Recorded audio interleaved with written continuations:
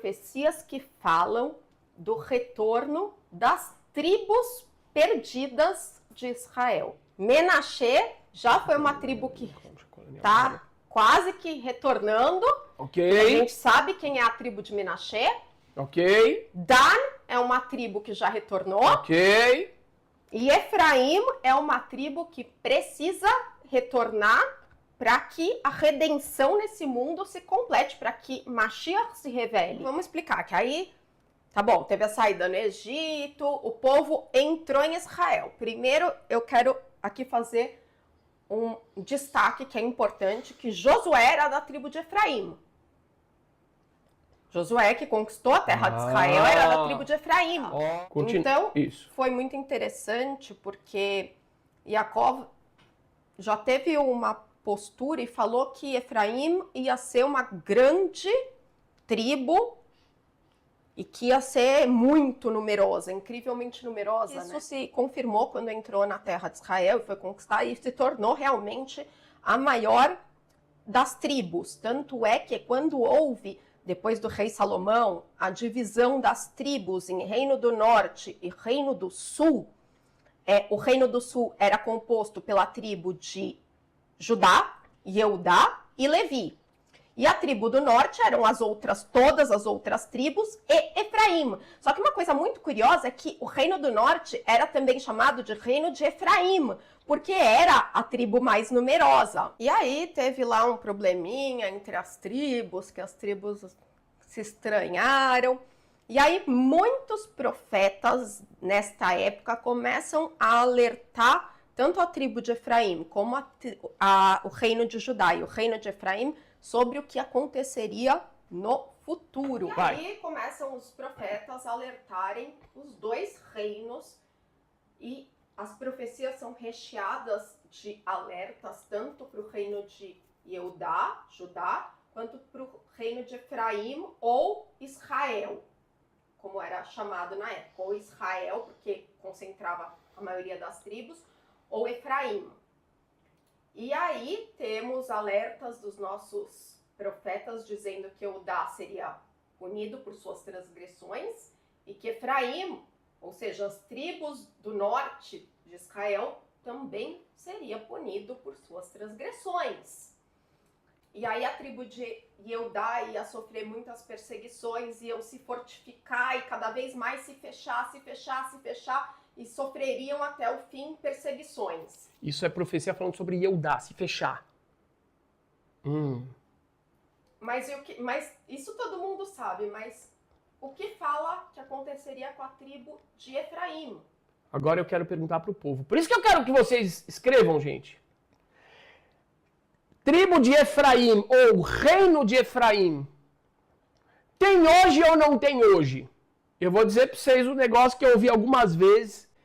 Eu já ouvi cristãos falando assim: nós somos Efraim.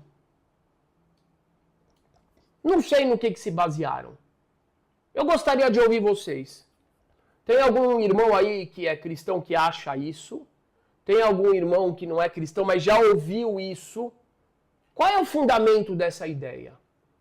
Vocês sabem o que é isso? De onde que veio ou não? Olha o Jonas. São os iemenitas? Não, os iemenitas são Judá também. Vai. Então eu vou ler aqui Oséias 5. Você, Lady Lau, vai agora falar quem é Efraim hoje?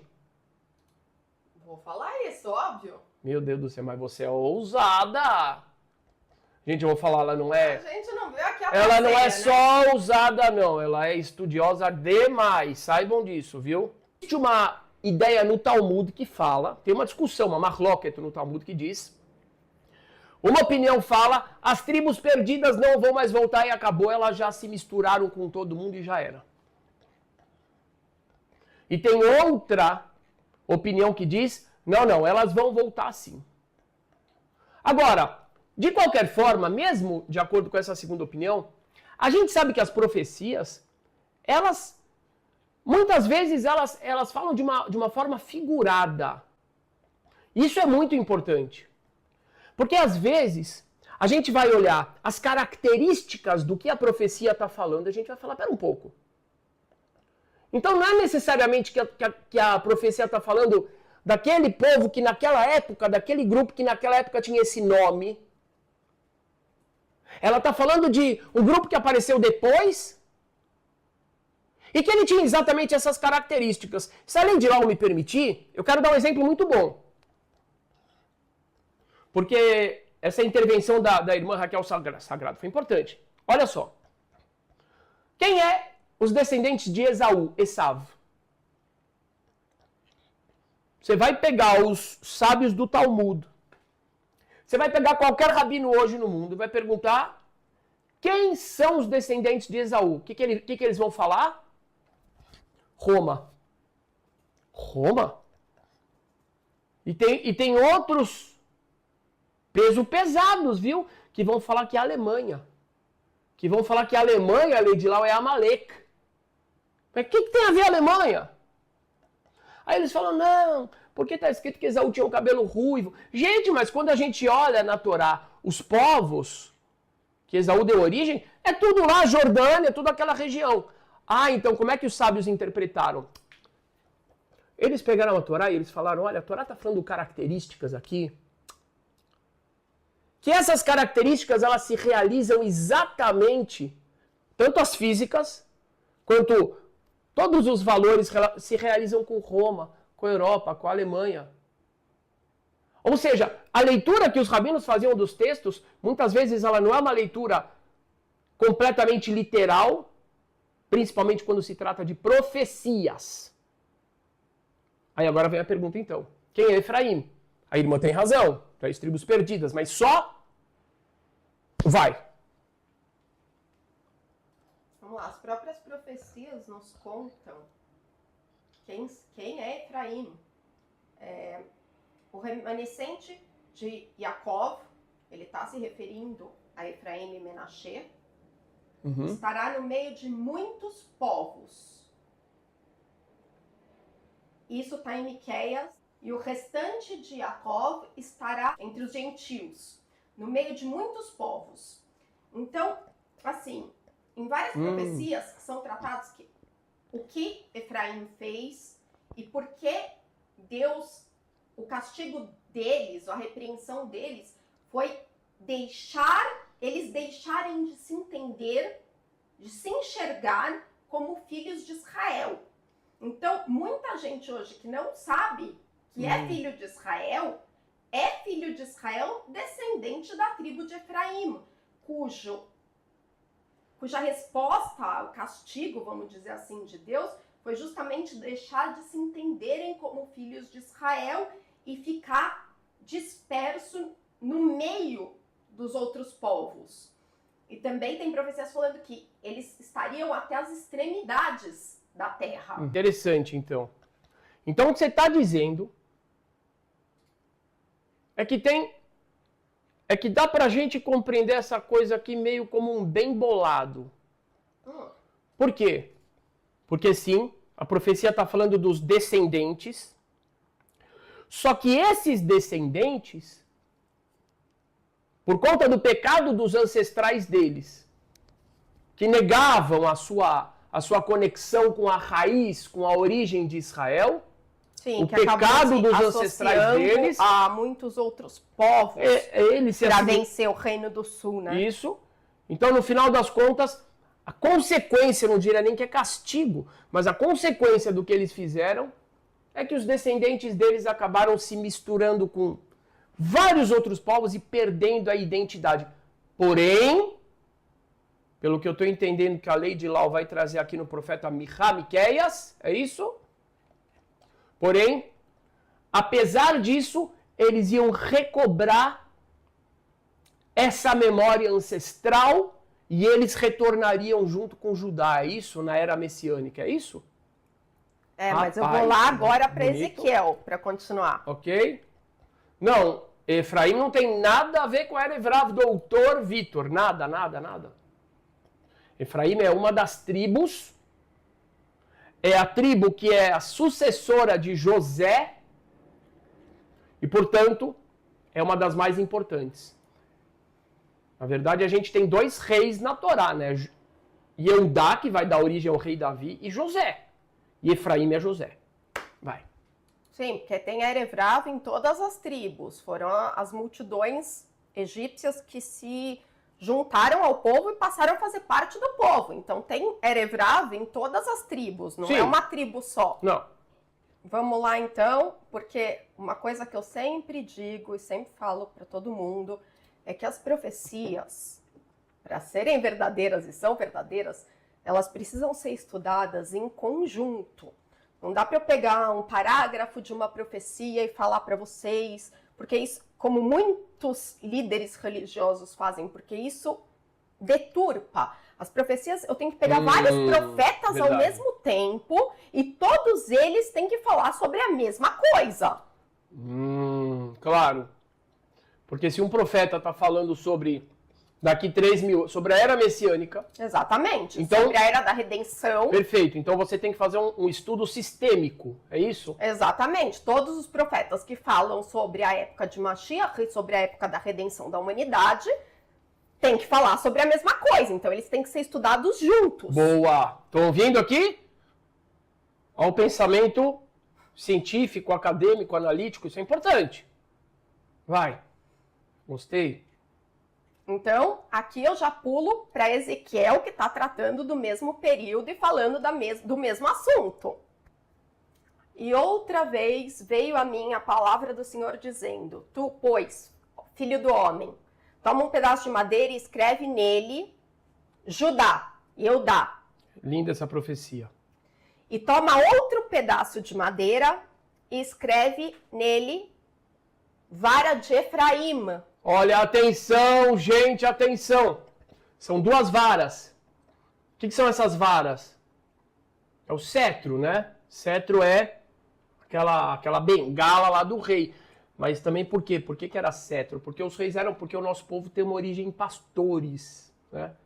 Atenção que a lei de Lau está lendo aqui no profeta Ezequiel, Ezequiel. Duas varas. Uma delas tem o nome de Eudá. Eudá é a tribo de Judá. É a tribo do rei Davi. É a tribo do leão. É a tribo do Mashiach. É a nossa tribo. Certo? A outra vara, que falta muita gente entender isso aqui, não está escrito reino do norte, reino de Israel. Está escrito Efraim. Sim, simboliza o reino do norte. Efraim é a forma como todas as tribos do norte são chamadas. Mas é o nome Efraim, que é José. Vai, Lady Lau. E junta uma vara na outra para que se unam e se tornem uma só vara. Unidade. Ou seja, tem dois grupos. Esses dois grupos vão se fundir. Aí, na profecia é perguntado, mas o que essas palavras significam? Então, essas palavras significam que os filhos de Israel serão resgatados dentre os gentios, ou seja, dentre os povos que não mais conseguem se identificar, não conseguem mais traçar uma linhagem para se dizer filhos de Israel, eles serão resgatados entre os gentios. Os de Efraim. Gente, isso aqui é muito interessante. Porque aqui está falando, então, de pessoas que já vão ter perdido essa... Meu Deus, então isso aqui é exatamente... E muitas profecias falam, inclusive, que já são pessoas que vivem como gentios, que até são idólatras. Fantástico, então, ok. Isso parece com algo que está acontecendo hoje em dia. E farei deles uma só nação, e um só rei reinará sobre todos os filhos de Israel, unidos sobre todas as tribos, junto com Judá. E não mais serão duas nações, ou seja, não serão mais tribos perdidas e Judá. Serão um só reino, que é a época de Mashiach, em que a casa de Davi será restabelecida em Israel, e todos os filhos de Israel, Judá e as tribos perdidas, voltarão e estarão num só reino. Agora, eu te faço uma pergunta, Rabino. Sim. Por que é tão importante juntar as varas de Efraim e Judá? Por que essa profecia faz tanto sentido? Vamos lá. Eu quero aqui já jogar mais um tempero aqui nesse angu. Eu nem sei o que é angu, mas o pessoal fala angu, né? Deve ser uma carne. O John Master falou o seguinte: vamos falar sobre a profecia dos dois Messias. Vamos, Mashiach. Vamos! Mashiach de Judá e Mashiach de Yosef, de José. Qual é a diferença entre eles? Tem a ver com isso que você está falando, né? Porque está falando aqui de juntar os dois. Uhum. E se cada um deles é um cetro, se cada um deles é um poder, e a gente já não está mais falando de José no Egito, a gente está falando de hoje em dia, né? Então quer dizer que a gente teria dois reis no futuro, e esses dois poderes se unificariam em um reino só. Isso Exatamente. parece que realmente chama o assunto de Mashiach ben Yosef, Messias, filho de José, de Yosef, Mashiach ben Yehudá. Boa. Continue. Mas eu te perguntei, Rabino, por que é tão razoável essa profecia hoje, a gente analisando o nosso contexto?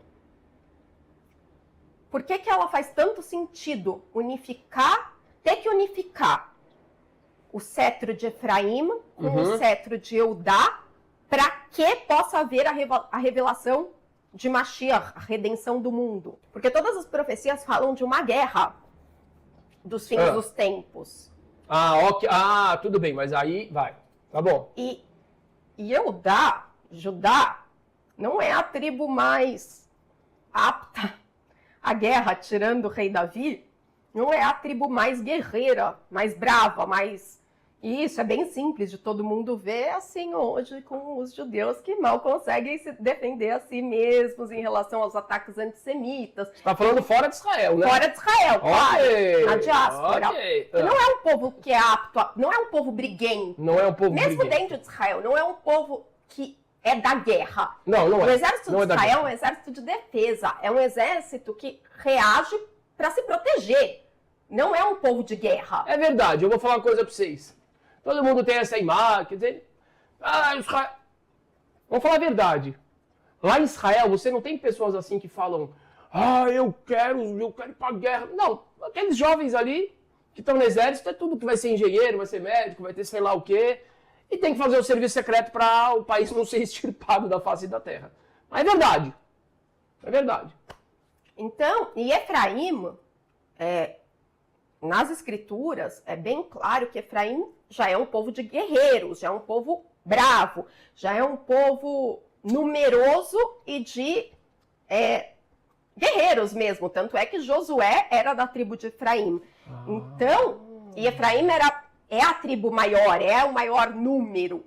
Então é importante que Efraim se junte a Judá para possibilitar a guerra do fim dos tempos, que aconteça junto com a tribo de Efraim. Então você está dizendo, olha o que a lei de Lau está dizendo, que a tribo de Judá não é uma tribo muito guerreira, de guerra. Mas Efraim, que era a tribo mais numerosa, né, uma das mais numerosas, ela sim tinha essa vertente. Então a lei de Lau, ela está indo para um caminho mais prático. As mulheres são práticas, entendeu? Eu já vou mais para o sol, né? A gente fica lá sonhando. Prática, interessante. E hoje a gente vê muito isso hoje, de muitas pessoas falando, não, eu me sinto como filho de Israel, eu tenho certeza que eu sou filho de Israel. E são pessoas que, na grande maioria das vezes, têm uma força para a batalha, uma força para lutar pelo que acreditam, muito mais aguerrida do que a tribo de Judá. Certo, então... Okay. Então, a profecia, ela está nos ensinando qual é o caminho, porque Ezequiel, para quem quiser ler depois, 37, ele dá exatamente o caminho que deve ser feito. E a primeira coisa que deve ser feita antes de estabelecer templo, antes de estabelecer reino de Davi em Jerusalém, é a unificação da vara de Efraim com a vara de Judá. Interessantíssimo. Interessante a sua ideia. Ok. Então seria necessário isso. Ok. Então, lei de Lau. Não é minha ideia não, hein? Não? Às vezes falam, é de Ezequiel. De Ezequiel. Agora a minha pergunta. a minha pergunta para você. Quem é Efraim, então? Porque, vamos lá. Eu gostei do seu desafio, eu gostei da tua visão. E eu expliquei por que faz todo sentido não somente olhar a questão de uma linhagem étnica e de sangue, mas principalmente qual é a ideia, qual é o espírito, qual é a alma desse grupo e que ele se manifesta futuramente. Agora, a gente tem tribos do norte que voltaram para Israel. Por exemplo, tem. É até estranho falar isso aqui, né, gente? Os judeus da Etiópia. Por que é estranho falar judeus? Porque eles não são da tribo de Judá. Eles são da tribo de Dan. Tribo de Dan. Que já retornaram. Então, Isso é muito importante. Opa, sim. Porque isso mostra, o retorno da tribo de Dan mostra já a concretização das profecias do retorno das tribos e mostra que a gente está chegando muito perto do limite do tempo da era messiânica, da época da redenção, porque uma tribo já voltou e a gente também já tem identificado uma segunda tribo, né? Os Benei Menashe. Menashe é o outro filho de José, de Yosef, que na verdade era o primogênito, mas é melhor ficar quieto, senão aparece a mão do Jacob aqui e fala, fique quieto, né? Menashe. E nós temos um contingente muito grande de pessoas que vivem na Índia e que dizem, nós somos Benei Menashe, nós somos descendentes de Menashe, somos da tribo de Menashe. Inclusive a história dessa tribo na Índia... Só um pouquinho. E tem muitos deles morando em Israel hoje. Sim, inclusive, essa trajetória dos Bnei Menashe na Índia é uma das mais bem documentadas que existem.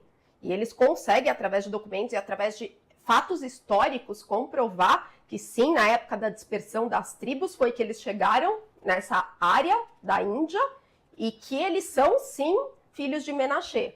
Isso é muito interessante. Agora, mas tem também, por exemplo, tem algo, gente, que isso aqui é surpreendente. É um troço surpreendente. Vocês já ouviram falar dos pashtuns? O que é isso, pashtun? É um tipo de patê, é uma pasta? Pashtun é uma etnia, é um povo que vive na região do Paquistão.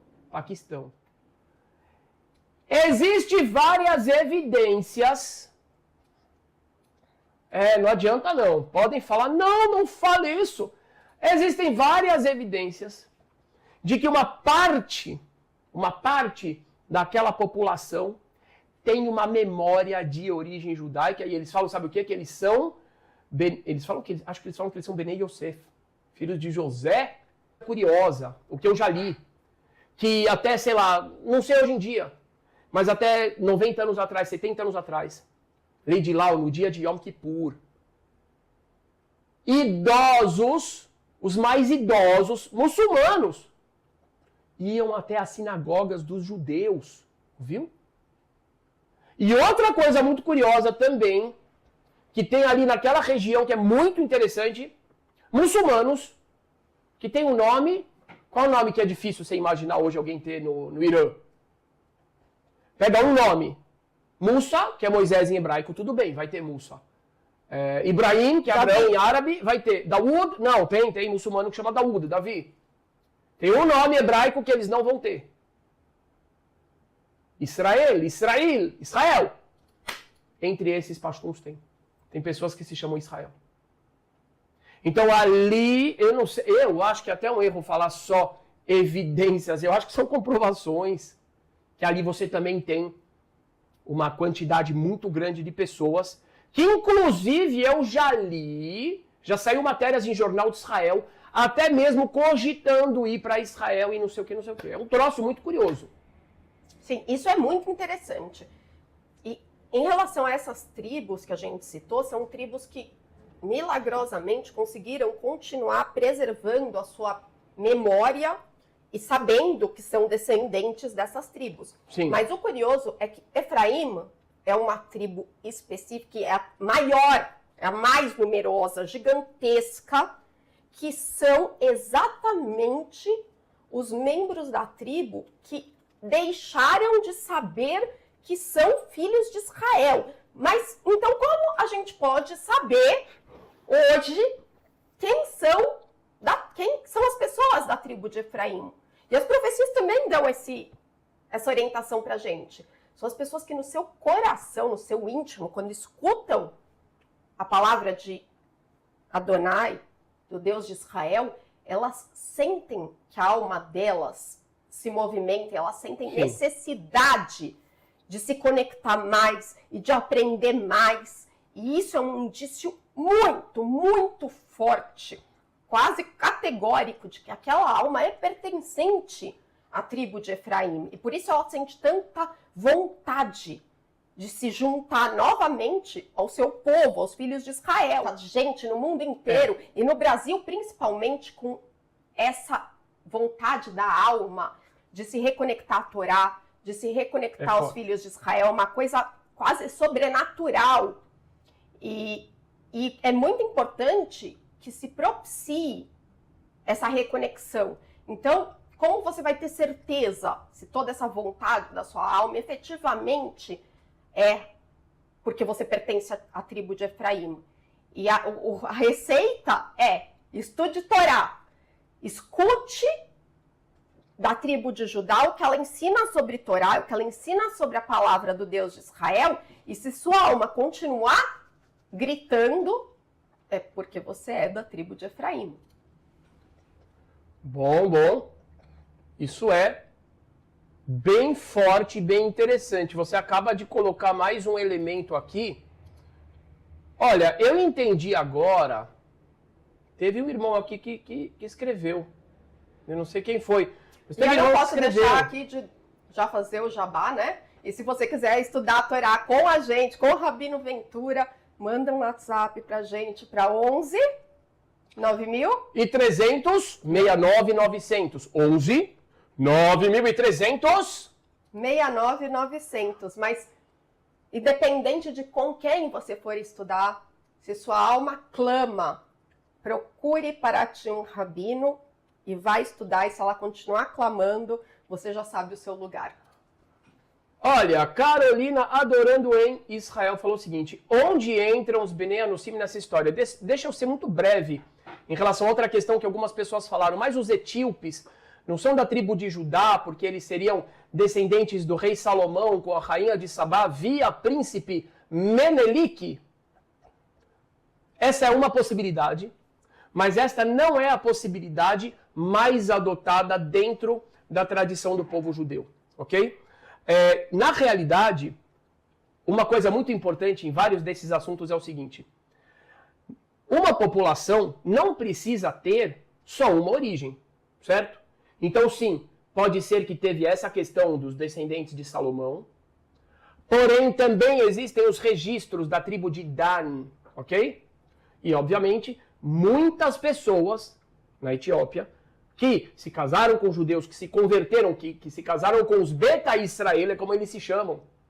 Beta Israel, casa de Israel, eu acho lindo. Eu prefiro chamar assim, eu prefiro me chamar assim também. É lindo mesmo. É muito mais bonito. Incrível. Beta Israel. E eles falam, não chamem a gente de falacha, que era um estrangeiro com má conotação.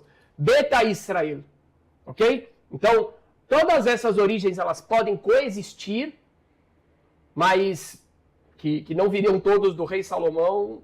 Eu acho que isso é um consenso.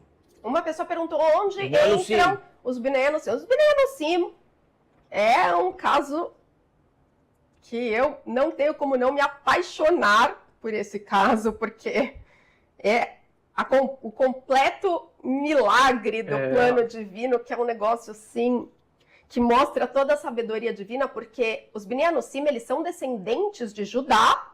Ah, peraí, mas você, pelo que você está falando aí, parece que você está começando a colocar uma dúvida no povo. Não, peraí. Fabrício Dodarabá, que a Hashem te abençoe imensamente. Vai.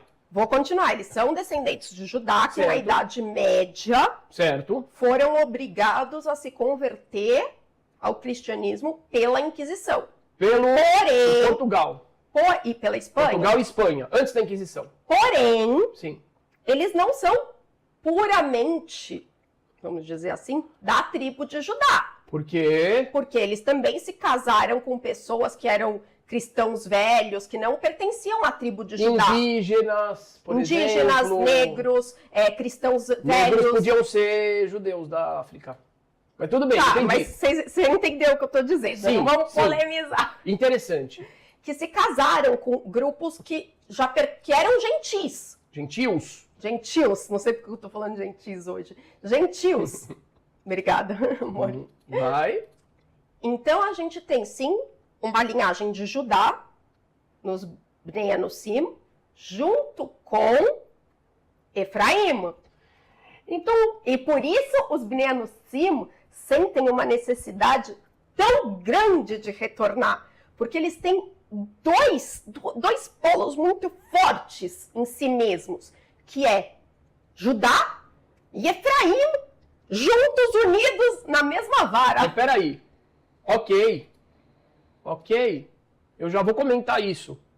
Mas antes eu quero trazer uma fonte, porque eu sou o homem das fontes. Eu gosto de fonte. Lady Lau falou o seguinte: